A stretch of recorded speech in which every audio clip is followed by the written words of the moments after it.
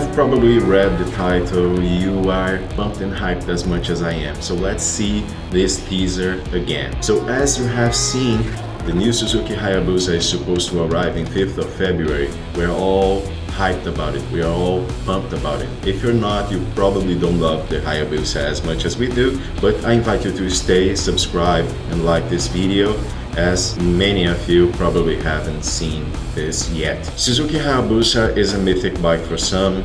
Some may think it's just another bike, and that's okay. Some of us even tattooed it on our bodies, and we love it. All we know about this bike is it's probably have new fairings, new engine, new suspension. It's all new. The panel even changed to make it better. I live in Brazil, so it's probably going to cost 5 times the price, and I'm going to have to save a lot to get it. But I'm really expecting this bike to arrive because of its history, because of the culture all around it. I know most of you think it's a meme machine, a bike that some people just customize it so it loses its identity, but most of us love the Busa for what it is, and I just can't tell how excited I am to have it here. So the Gen 3 is supposed to arrive anytime soon. If you know anything about it, please share in the comments down below.